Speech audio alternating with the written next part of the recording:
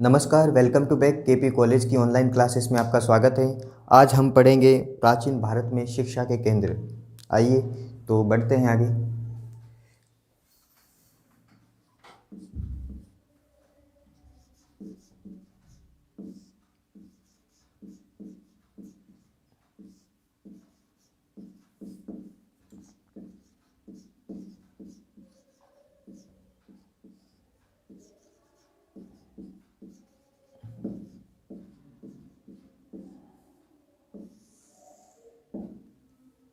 शिक्षा।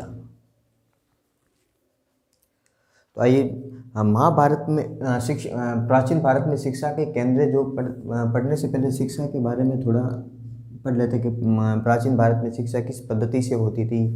अब पढ़ने तो स्थल ही है, लेकिन उस पद्धति के बारे में भी पढ़ लेते हैं। और शिक्षा हमारे जीवन में क्या उपयोगी है, शिक्षा क्या करती है, उसके उद्देश्य क्या है, प्राचीन भारत में इसके उद्देश्य क्या थे शिक्षा के, उसके बारे में थोड़ा देख लेते हैं। तो महाभारत में कहा गया है कि विद्या के समान कोई नेत्र और सत्य के समान कोई दूसरा नहीं है। महाभारत में कहा गया ये।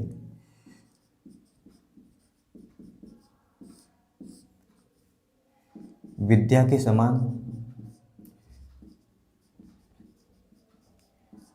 समान नेत्र और सत्य के समान कोई दूसरा नहीं है। सत्य के समान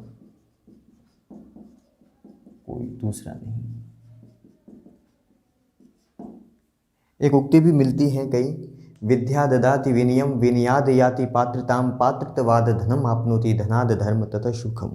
अगर सुख चाहिए होता है तो विद्या प्राप्त करनी होती है, यानी कि विद्या विनय देती है। विद्या ददाति विनयम विनयाद याति पात्रताम, विनय से पात्रता प्राप्त होती है। पात्रत्वाद धनम आपनोति, पात्रता से धन प्राप्त होता है और धन प्राप्त होने से सुख प्राप्त होता है। इसलिए अगर धन प्राप्त चाहिए या फिर सुख चाहिए जीवन के अंदर और आत्मसंतुष्टि चाहिए और तो शिक्षा जरूरी होती है। शिक्षा वो जीवन को परिशोधित करती है, हमारे जीवन को जीने योग्य बनाती है, जिससे हमें एक सही और गलत की समझ पैदा हो सके। विद्या के बारे में और कहा जाता है कि विद्या को ना तो कोई बांट सकता है,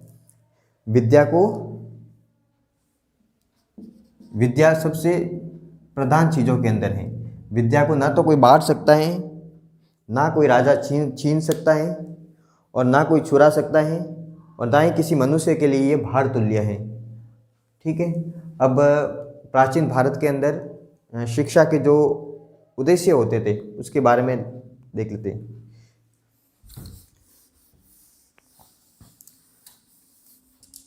ठीक है। शिक्षा के उद्देश्य,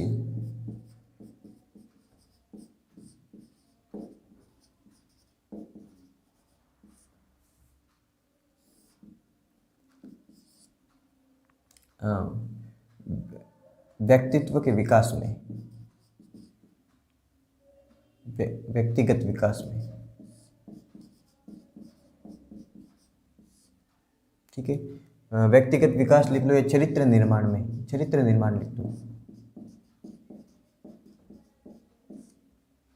चरित्र का निर्माण जो आंतरिक पक्ष और बाह्य पक्ष से दोनों से होता है, लेकिन आंतरिक पक्ष को शोधित करने के लिए, आंतरिक पक्ष को थोड़ा बौद्धिक बनाने के लिए हमें शिक्षा की बहुत ज़रूरत पड़ती है। इसलिए प्राचीन काल में जो कई सारी कहानियों के माध्यम से, कथाओं के माध्यम से शिक्षा प्रदान की जाती है और व्याख्यान के माध्यम से होती थी। और गुरुकुल पद्धति के अंदर गुरु जो व्याख्यान देते थे और व्याख्यान के अंदर अच्छे अच्छे पात्रों की कहानियाँ बताई जाती थी, उनके अच्छे अच्छे कर्म बताए जाते थे, जिससे हम उनको अपना आदर्श मान सके। महाराणा प्रताप, जैसे महाराणा प्रताप तो अभी के हैं, लेकिन उस समय भगवान रामचंद्र हैं और राजा हरिश्चंद्र के सत्य की कथा है, और उस समय सती सावित्री की कथा है। ऐसे करके कथाएं बताई जाती जो लोगों के जीवन में उनको आदर्श स्थापित कर सके और उनका जैसा बनने की कोशिश कर सके। और दूसरा व्यक्तित्व का सर्वांगीण विकास, व्यक्तित्व का सर्वांगीण विकास के लिए।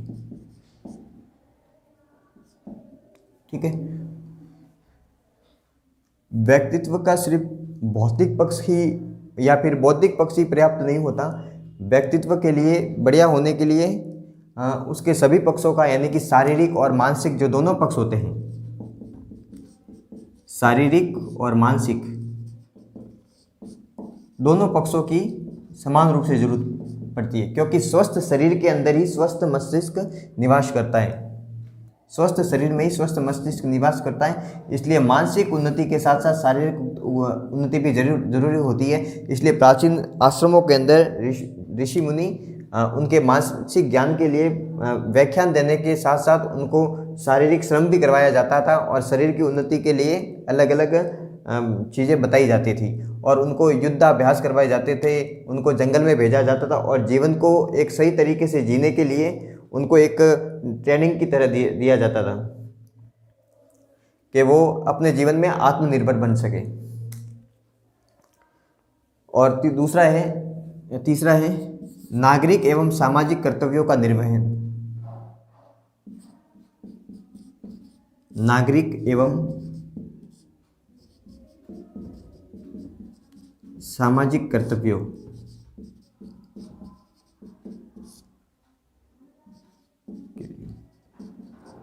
ठीक है। नागरिक कर्तव्य अपने देश के लिए जो क्या कर्तव्य होते हैं उनके लिए, अपने राज्य के लिए, अपने गांव के लिए, वो नागरिक कर्तव्य के अंदर शामिल किए जाते हैं। और सामाजिक कर्तव्य अपने परिवार के प्रति, अपने पिता के प्रति एक पुत्र का क्या कर्तव्य होता है वो शिक्षा दी जाती थी। अपने माता के प्रति क्या कर्तव्य होता है, अपने पत्नी के प्रति, अपने पुत्रों के प्रति एक व्यक्ति के क्या कर्तव्य होता है, उन कर्तव्यों की जानकारी अपनी उन प्राचीन काल की शिक्षा के अंदर दी जाती थी। अब चौथा बिंदु है सामाजिक सुख और कौशल में वृद्धि।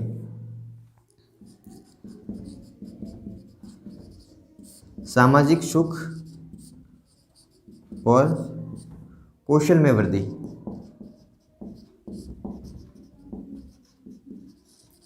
कौशल में वृद्धि। सामाजिक सुख कैसे प्राप्त होगा? जैसे हम समाज के अंदर अगर शांति स्थापित होगी,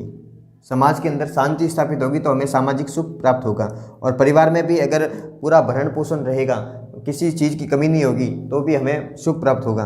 तो उसके भी साधन बनाए जाते थे अपने रोजगार की प्राप्ति के लिए वगैरह सारे चीज़ें बताई थी। और रोजगार की प्राप्ति के लिए सबसे चीज़ कौशल, शरीर अपने अंदर कौशल होना चाहिए। अपने अंदर कुशलता होगी किसी कार्य को करने की तो हम कुछ भी रोजगार प्राप्त कर पाएंगे। अब पांचवा बिंदु है संस्कृति का संरक्षण का आधार।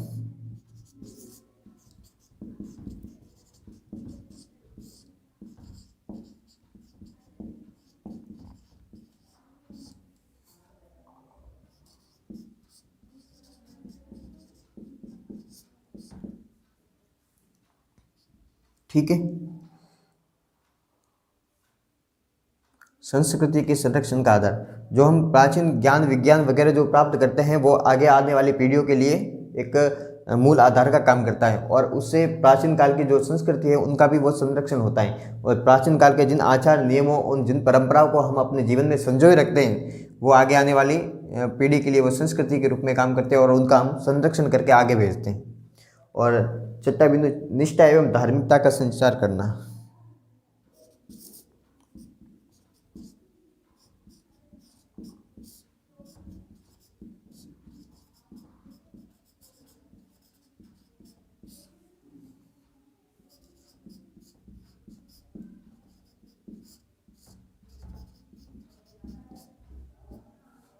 निष्ठा और धार्मिकता का संचार करना।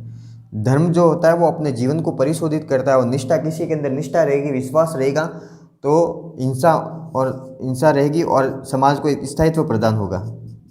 स्थायित्व प्रदान करने के लिए निष्ठा आवश्यक है। और धार्मिकता से जो समाज अगर धार्मिक होगा और कुछ एक नियमों के अंदर विश्वास करेगा तो समाज जो मानव जाति की जो परंपराएं हैं, जो नियम हैं, उनके अनुसार चलेगा तो वो आगे बढ़ता जाएगा और एक समाज को स्थायित्व प्राप्त होगा। और हिंसा वगैरह जो एक किसी समाज जो किसी नियम के आधार पर वो आगे चलेगा। ठीक है, अब हमने देख लिए समाज के शिक्षा के जो उद्देश्य देख लिए।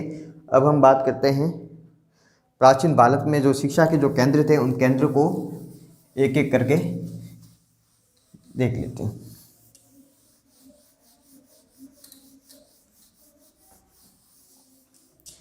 प्राचीन भारत में शिक्षा के दो प्रकार के केंद्र थे। अब पाठ्यक्रम पहले देख लेते हैं।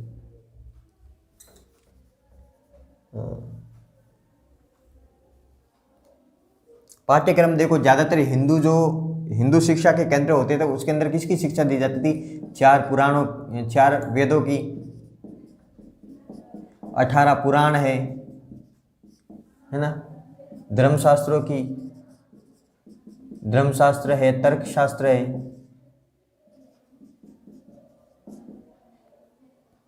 18 शिल्प विज्ञान की शिल्पों की शिक्षा दी जाती थी, निर्माण कला की वगैरह, और 64 कलाओं की उपनिषदों की शिक्षा दी जाती थी। उपनिषदों में जो ज्ञान संहित है, संरक्षित है, उसकी शिक्षा दी जाती थी उपनिषदों की।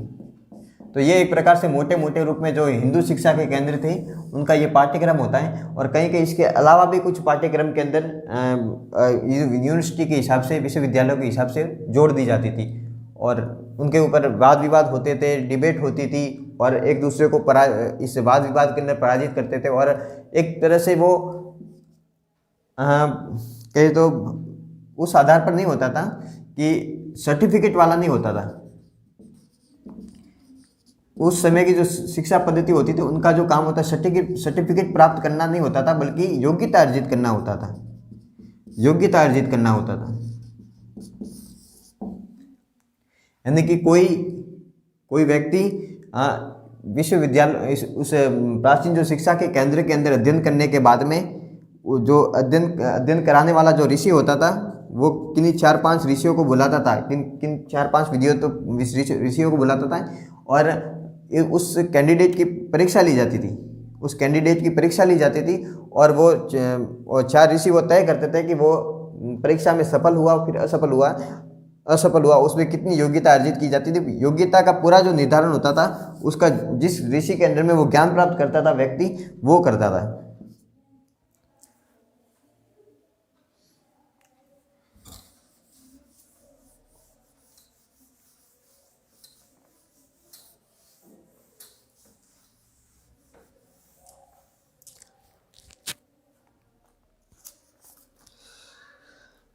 जो प्राचीन काल में जो आचार्य होते थे, आचार्य या फिर जो गुरु होते थे, शिक्षक होते थे, वो कई प्रकार के होते थे। शिक्षकों के प्रकार मैक्सिमम 7 प्रकार के होते थे, उनके नाम लिखते थे। आचार्य, उपाध्याय,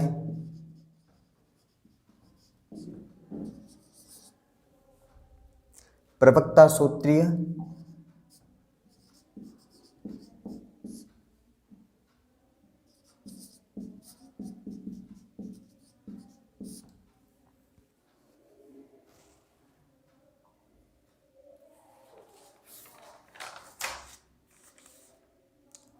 गुरु,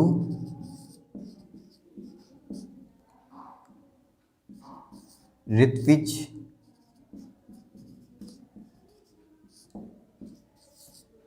और चरक। ये जो आचार्य होते थे वो निःशुल्क पढ़ाने वाले होते थे। निःशुल्क जो पढ़ाने वाले को आचार्य कहा जाता था। निःशुल्क शिक्षा देने वाले, और अपने आजीविका कोई शिक्षक होता था अपने आजीविका के निर्वाह के लिए सशुल्क पढ़ाते, यानी कि पैसे लेते थे। शुल्क लेकर पढ़ाने वाले, शुल्क लेकर शिक्षा देने वाले।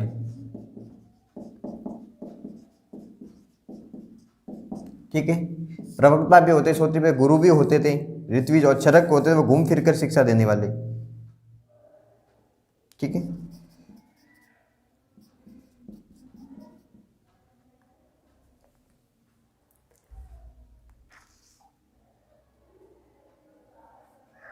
घूम फिरकर शिक्षा देने वाले।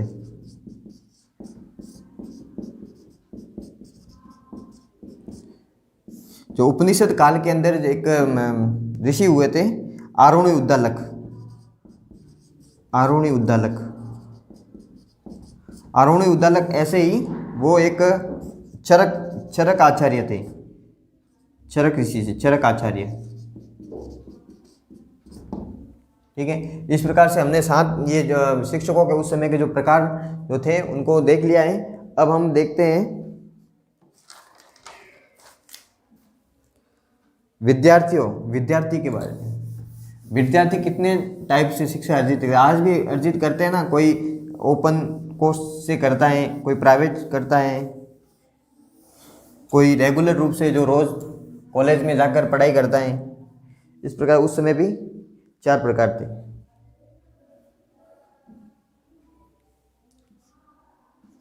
विद्यार्थी,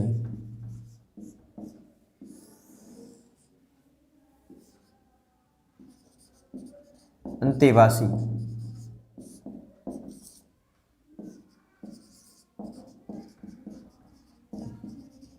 नैष्ठिक, उपकुर्बान और चौथा है तीर्थकाक।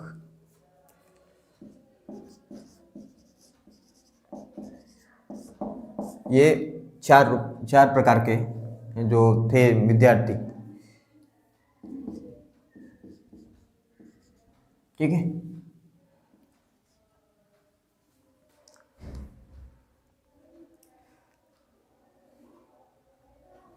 अंतेवासी होते थे वो जो गुरुकुल के अंदर, जो ऋषि मुनि जहाँ रहते थे उनके जो गुरुकुल के अंदर रहकर जो शिक्षा अर्जित करते थे वो अंतेवासी कहलाते थे।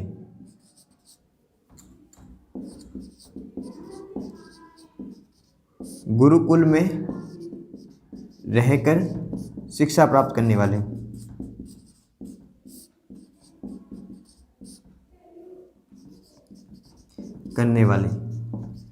और नैष्ठिक होते थे जो आजीवन जो शिक्षा प्राप्त करते रहते थे, आजीवन छात्र जीवन बिताने वाले। उपकुर्बान जो होते थे वो अपने गुरुजों को दान दक्षिणा देकर चले जाते थे, गुरु को दान दक्षिणा देकर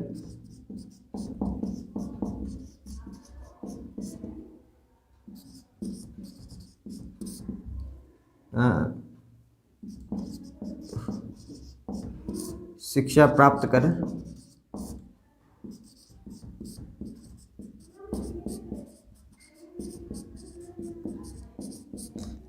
चले जाने वाले जो उपकुर्बान कहलाते। तीर्थकार क्या कहते हैं? एक गुरु को छोड़कर दूसरे गुरु के पास में जाने वाले। एक गुरु एक शिक्षक से शिक्षा प्राप्त कर ली, फिर उसके बाद में किसी दूसरे शिक्षक से शिक्षा प्राप्त कर, यानी कि उसको ज़्यादा ज्ञान प्राप्त करना होता है। किसी के सांख्य दर्शन का ज्ञान प्राप्त करने के लिए किसी ऋषि के पास में जाता है, फिर किसी दूसरे योग दर्शन का शिक्षा प्राप्त करने के लिए किसी दूसरे गुरु के पास में जाता है। इस प्रकार से उसे अलग अलग शिक्षा प्राप्त करनी होती है, तो इसलिए वो अपने गुरु को भी वो चेंज करता था। एक गुरु को छोड़कर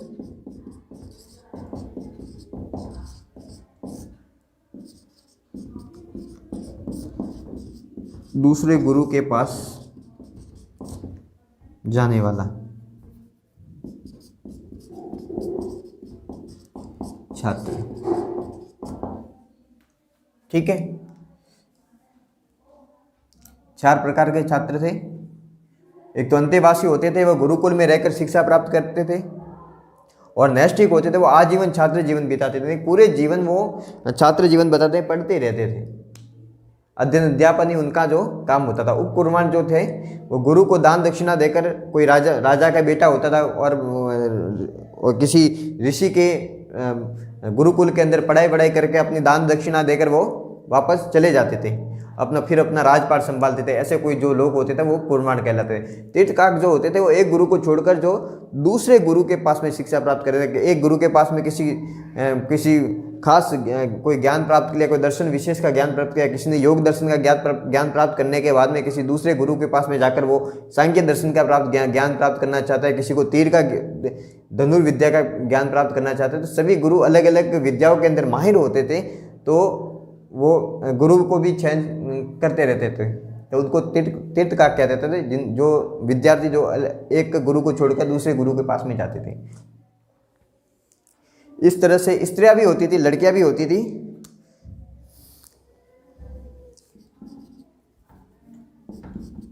जो शिक्षा ग्रहण करती थी।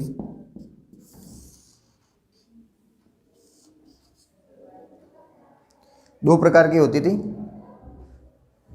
सदो वधु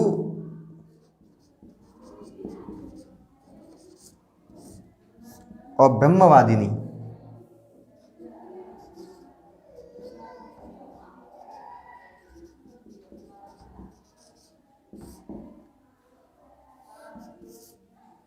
सदो वधु और ब्रह्मवादी। सदो वधु जो होती है वो शिक्षा ग्रहण करने तक अपना ब्रह्मचारी जीवन बताती है। जब तक वह शिक्षा ग्रहण करती हैं, जब तक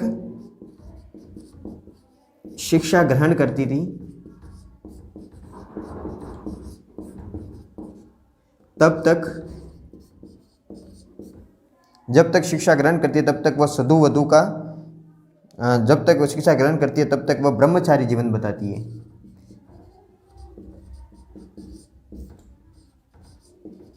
जीवन बिताती है।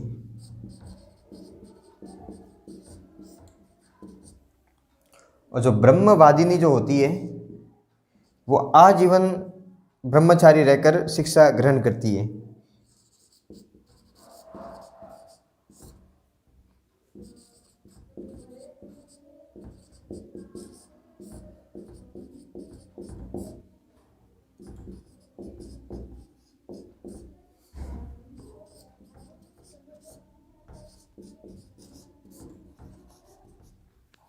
आजीवन ब्रह्मचारी रहकर शिक्षा जो ग्रहण करती थी वह ब्रह्मवादिनी कहलाती थी।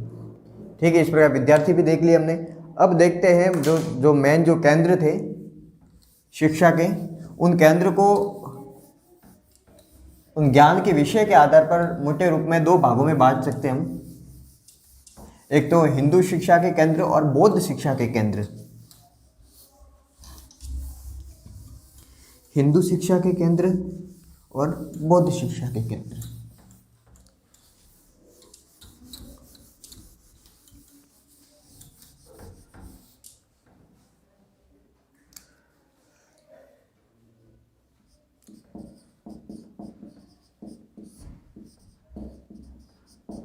दो भागों में, कितने?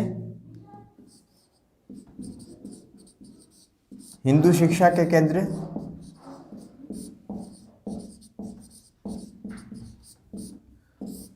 ठीक है, और दूसरे है बौद्ध शिक्षा के केंद्र।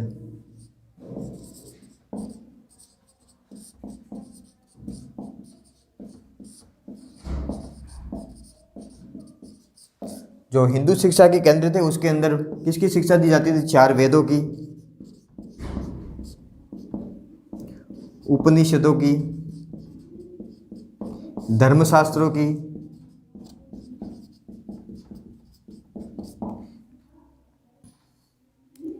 18 शिल्प की, 64 कलाओं की, ये इनकी शिक्षा दी जाती थी। और जो बौद्ध शिक्षा में केंद्र थे उनमें जो त्रिपिटक थे बौद्ध धर्म के, त्रिपिटक भगवान बुद्ध से संबंधित जो जातक कथाएं थी, जातक कथाओं, बौद्ध धर्म के सिद्धांतों,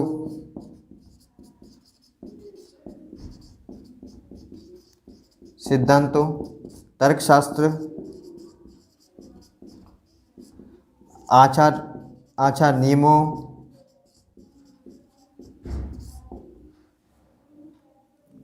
इसके अलावा कई सारे दर्शन की, सांख्य दर्शन है, योग दर्शन है वगैरह जो है, इनकी जो शिक्षा जो है वो दी जाती थी। अब पहले पढ़ते हैं हिंदू शिक्षा के केंद्र।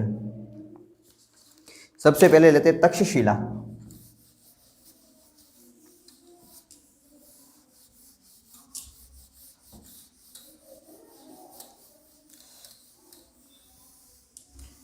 या पहले एक साथ लिख लेते फिर उनको एक एक बार अध्ययन करते हैं।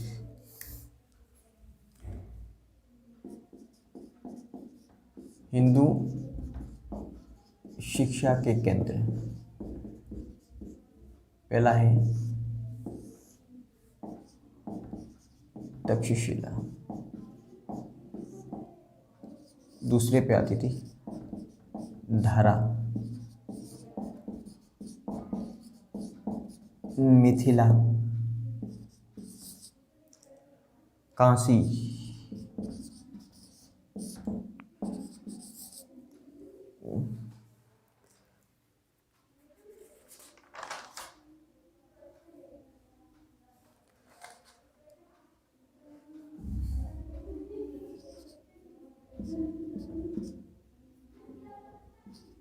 अनहिल पाटन गुजरात में आया हुआ है,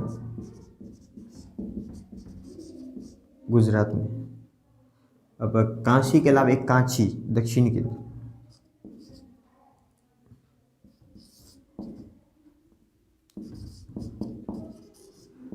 कांची,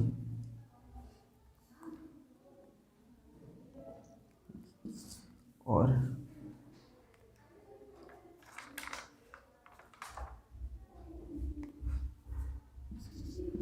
कन्नौज है, 5 6 7, उदयंतपुरी,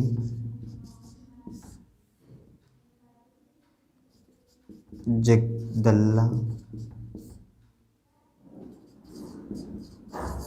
और है सोमपुरी। ठीक है, कुछ एक ये लिख दिए। हाँ, पहली है तक्षशिला। तक्षशिला की जो स्थापना है वो भरत ने की थी, राजा भरत ने की थी, और इसका जो प्रशासन है वो राजा तक्ष को सौंपा था।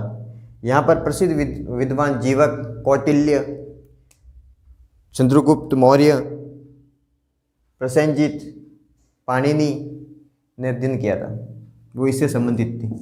एक तो जीवक है, जीवक बिंबिसार के समय, जीवक, और प्रसेनजीत कौशल के राजा, प्रसेनजीत, चाणक्य, चंद्रगुप्त मौर्य,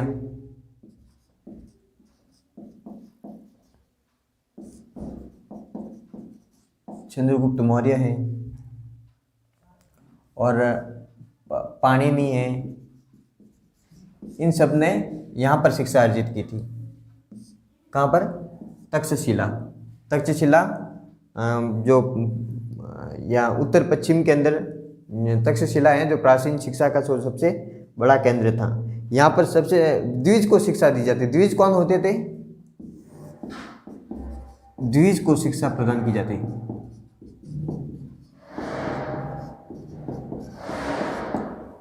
द्विज कौन होते थे? ब्राह्मण,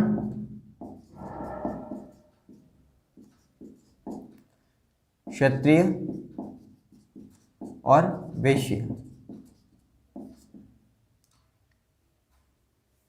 प्राचीन भारत के अंदर तक्षशिला से अध्ययन करना सभी के लिए एक प्रतिष्ठा का विषय होता था। और यहाँ के जो पढ़े हुए जो शिक्षक होते थे वो दूसरे जो विश्वविद्यालय होते थे, दूसरे जो स्थल होते थे, वहाँ पर भी वो अध्ययन करवाते थे। शिक्षा का माध्यम संस्कृति। अश्वघोष कहता है कि यहाँ पर नेत्र चिकित्सा की वो भी शिक्षा दी जाती थी। अश्वघोष कहता है, कनिष्क के समय का जो अश्वघोष है वो कहता है कि यहाँ पर नेत्र चिकित्सा की शिक्षा दी जाती थी। नेत्र चिकित्सा की शिक्षा दी जाती थी।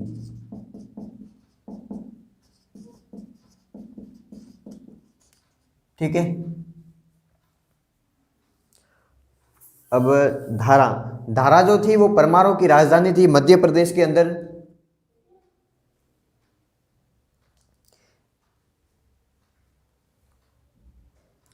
यहाँ पर मध्य प्रदेश के अंदर था ये। धनिक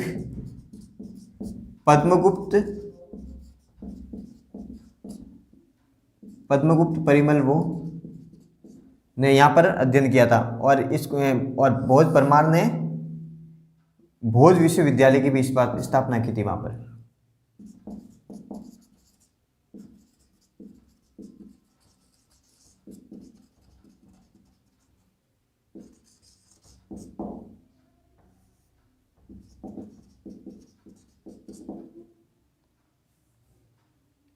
ठीक है। दारा के अंदर धनिक, पद्मगुप्त, और यानी शिक्षा का मध्य प्रदेश के अंदर उस समय के बड़ा केंद्र था ये धनंजय, धनिक और पद्मगुप्त। धनंजय भी था यहाँ से शिक्षा प्राप्त करने वालों में। उसके बाद मिथिला, मिथिला जो था वो उपनिषद काल के अंदर शिक्षा का बड़ा केंद्र था।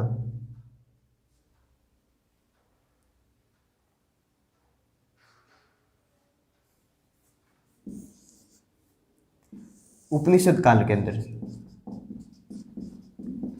उपनिषद काल में शिक्षा का केंद्र।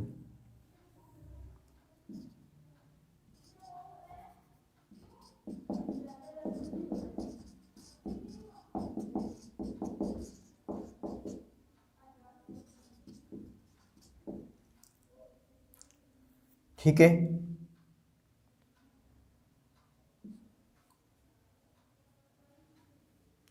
यहाँ पर एक, यहाँ मिथिला के अंदर गणेश ने नव्य चक्र की जो पुस्तक है उसको लिखा था। नव्य न्याय के ग्रंथ तत्व चिंतामणि।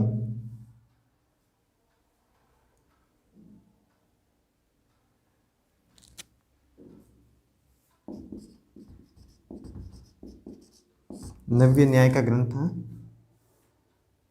तत्व चिंतामणि,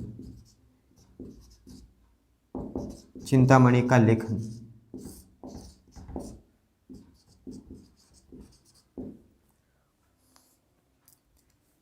अब है काशी। काशी भी उपनिषद काल, काशी वैसे तो सूती वस्त्र के केंद्र के अंदर उस समय बहुत बड़ा नगर था। उसके अलावा वह उपनिषद काल में हिंदू शिक्षा का बड़ा केंद्र बनकर उभरा था और यहाँ पर उपनिषद की शिक्षा जो है दी जाती थी। और अनिल हपाटन है, वहाँ पर वो मेन रूप से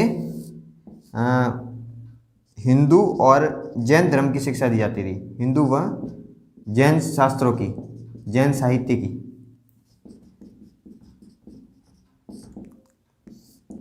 जैन साहित्य की वो अनिल पाटन के अंदर शिक्षा प्रदान की जाती थी।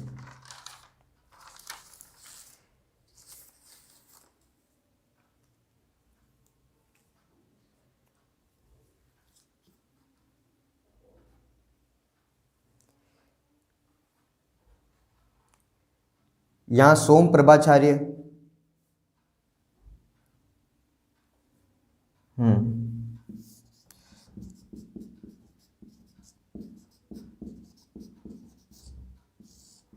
सोम प्रभाचार्य, हेमचंद्र,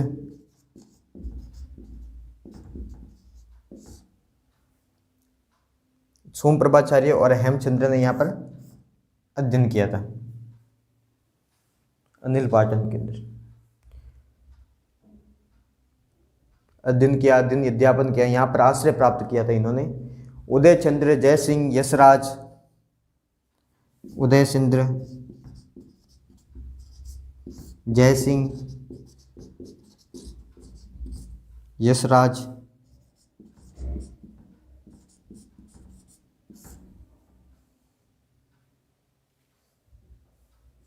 ठीक है, इन्होंने भी यहाँ पर आश्रय प्राप्त किया।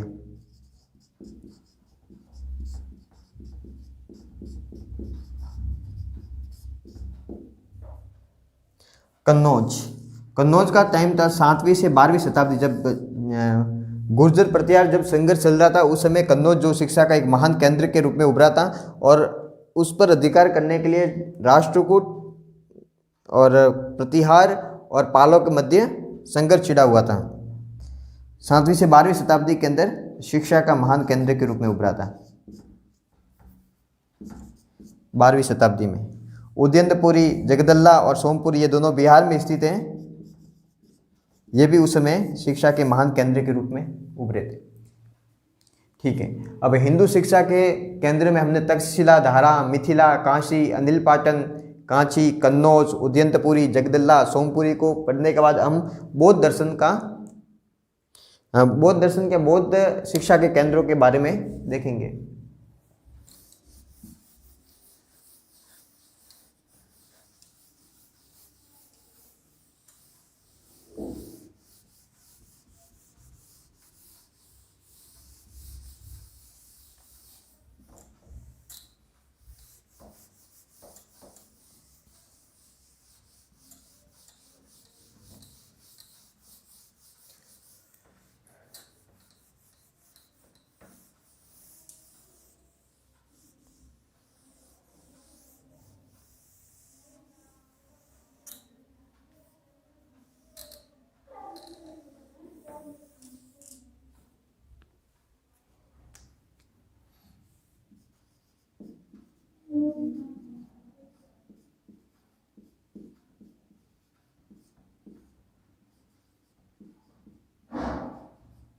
बौद्ध शिक्षा केंद्र के अंदर सबसे महत्वपूर्ण जो है वो नालंदा विश्वविद्यालय,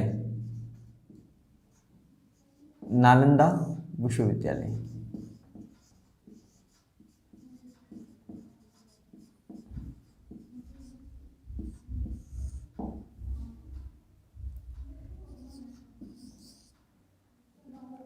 अब है विक्रमशिला।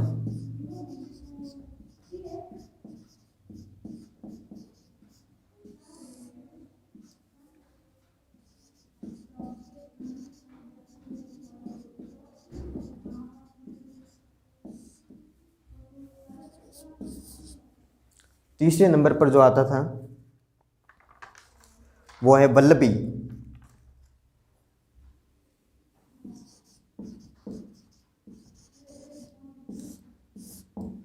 ठीक है, नालंदा विश्वविद्यालय बिहार में स्थित था। इसकी जो स्थापना है, इसकी स्थापना कुमारगुप्त ने की थी। गुप्त वंशी शासक था कुमारगुप्त ने।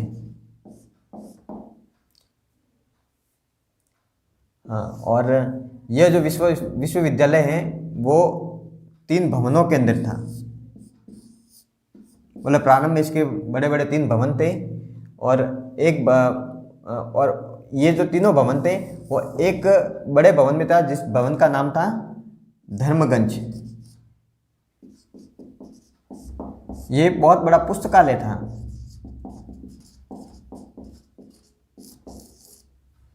रत्न सागर, इन जो अंदर जो भवन थे उसमें उनके नाम थे रत्न सागर, रत्नोदधि,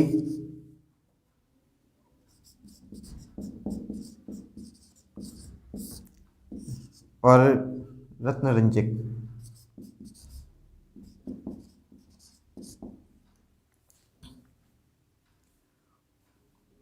ठीक है, और नालंदा विश्वविद्यालय उस समय कुमारपाल ने जब इसकी स्थापना की थी, तो हम देखते हैं कि जब फायान आया था भारत के अंदर, तो उसने इस विश्वविद्यालय का कोई नाम नहीं लिया। लेकिन जब उसके कुछ समय बाद में जब ह्वेनसांग भारत आया, तो उसने इस विश्वविद्यालय के बारे में बताया कि विश्वविद्यालय उस समय बहुत ही अपना जो प्रतिष्ठा प्राप्त कर चुका था। उस विश्वविद्यालय बाहर से भी विद्वान, चीन, मंगोलिया, कंबोडिया वगैरह दक्षिण पूर्वी जो एशिया थे वहाँ से भी छात्र यहाँ पर अध्ययन के लिए आते थे। ह्वेनसांग जो बताता अपनी पुस्तक के अंदर कि यहाँ पर 10,000 जो विद्यार्थी हैं वो एक साथ में पढ़ते थे, और 10,000 विद्यार्थियों के ऊपर कई सारे शिक्षक काम करते थे। शिक्षक जो अध्ययन करते थे उसके अंदर कई सारे जो थे वो कई संग्रहों का अध्ययन करते थे। सभी को अलग अलग प्रकार का ज्ञान प्राप्त था। और उस समय ह्वेनसांग आया था, उस समय उनके जो कुलपति थे उसके शीलभद्र थे। शीलभद्र से पहले जो धर्मराज इसके कुलपति हुआ करते थे। ये हमें जानकारी जो है वो ह्वेनसांग से जो पुस्तक है उससे हमें बहुत ज़्यादा जानकारी मिलती है नालंदा विश्वविद्यालय के बारे में, क्योंकि खुद जो ह्वेनसांग है वहाँ पर 18 महीने जो अध्ययन करके उसने शिक्षा प्राप्त की थी। मेन रूप से वो बौद्ध धर्म का अध्ययन करने के लिए आया था, बौद्ध ग्रंथों का अध्ययन करने आया था। 18 महीनों तक अध्ययन किया था। महीनों तक ह्वेनसांग ने अध्ययन किया।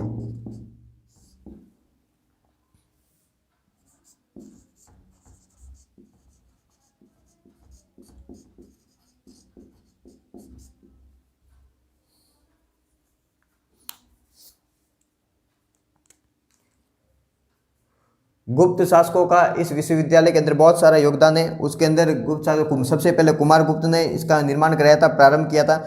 कुमारगुप्त के बाद में बुद्धगुप्त ने, कुमारगुप्त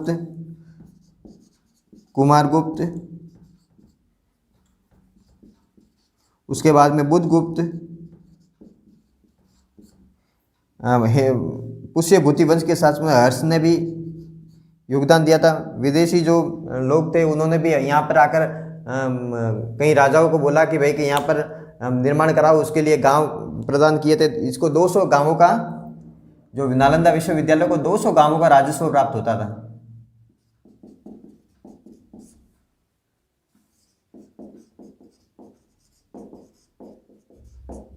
200 गांवों को राजस्व प्राप्त था, जिससे इसका प्रशासन और जो जो शिक्षा का जो जो है वो चलता था। और इसका जो मेन जो प्रशासनिक जो कामकाज है वो दो भागों में था। एक तो शिक्षा के रूप में था, एक तो शिक्षा प्रदान करना एकेडमिक रूप से, और दूसरा है उसका प्रशासन संभालने के लिए।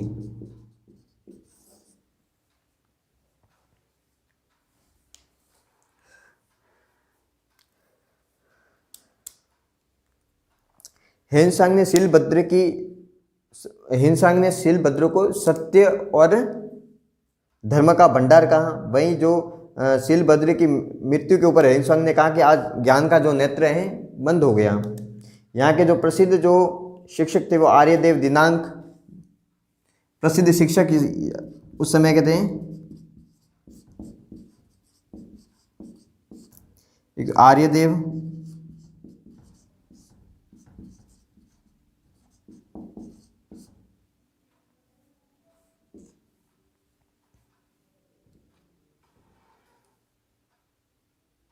धर्मपाल गुणमती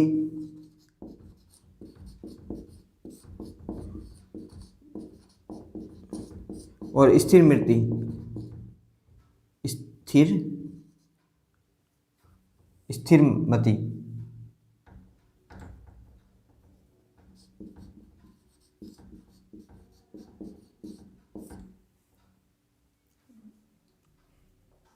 ये यहाँ के मेन वो विद्वान थे।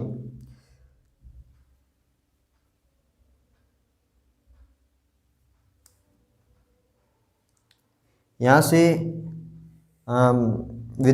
दो विद्वान तिब्बत भी गए। उनमें एक तो उनके नाम है इधर चंद्रगोमिन और शांत रक्षित। इनमें से शांत रक्षित में तिब्बत में जाकर बौद्ध मत की स्थापना की।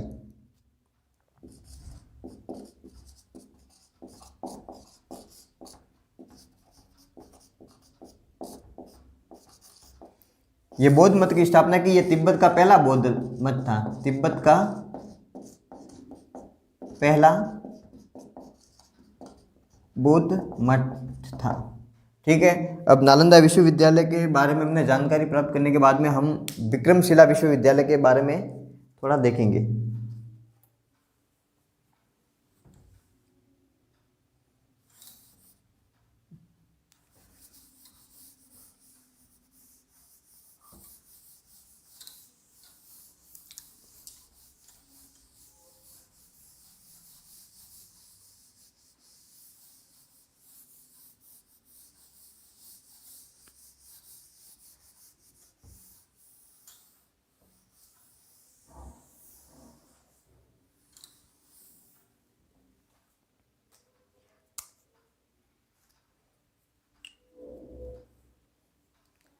विक्रमशिला विश्वविद्यालय की स्थापना है वो पाल वंशीय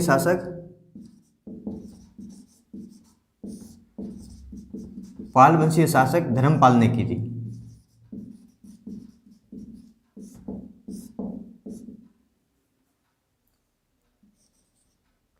ये जो महाविद्यालय था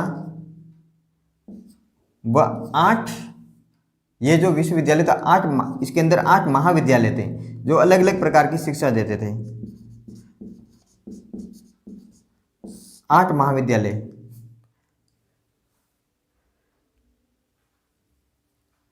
नहीं, 6 महाविद्यालय थे। 6 महाविद्यालय थे और 6 महाविद्यालय में प्रत्येक में 8 शिक्षक नियुक्त थे। प्रत्येक में 8 शिक्षक नियुक्त थे।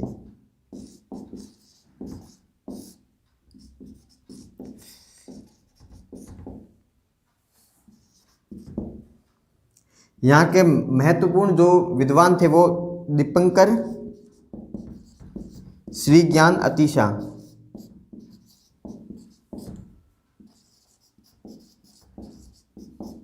यहाँ के जो महत्वपूर्ण विद्वान थे दीपंकर, श्री ज्ञान अतिशा, जो 11वीं शताब्दी में अध्यापन किया और कुलपति भी रहे।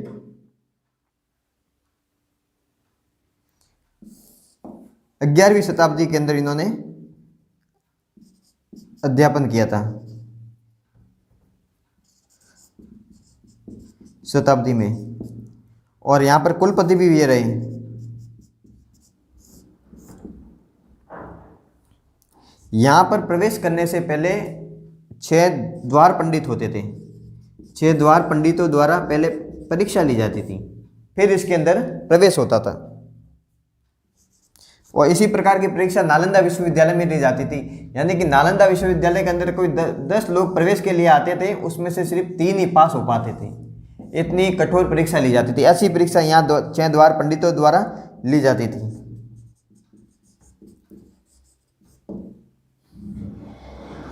यहाँ पर जो शिक्षा जो दी जाती थी मेन रूप से तंत्र ज्ञान की और वज्र ज्ञान की, तंत्र ज्ञान की शिक्षा दी जाती थी। यहाँ लिख दो,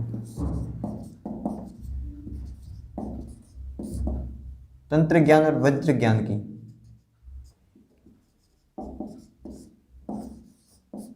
शिक्षा। बौद्ध धर्म से संबंधित है ये तंत्र ज्ञान और वज्र ज्ञान। ठीक है, अब बात करते हैं वल्लभी विश्वविद्यालय की, वल्लभी की।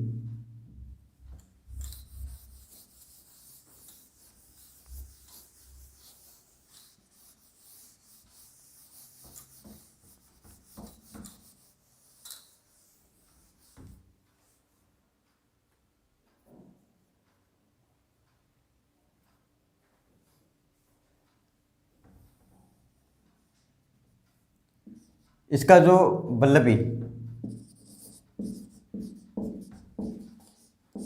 इसकी स्थापना मैत्रेय वंशी शासक भट्टार्क ने कराया।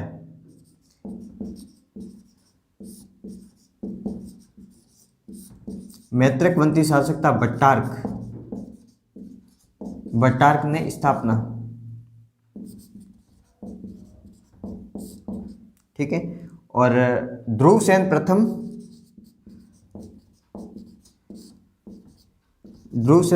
की पुत्री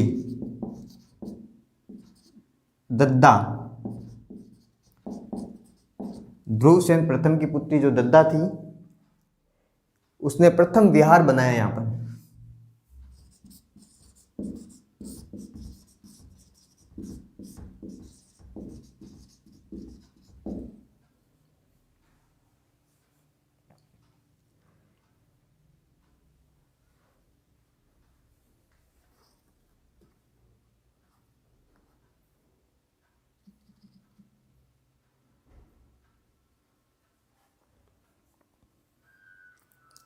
ये जो था वो हीनयान का प्रसिद्ध केंद्र था,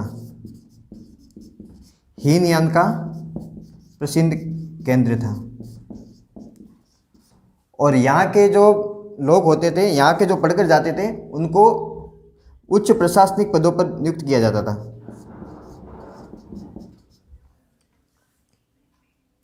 उच्च प्रशासनिक पदों के ऊपर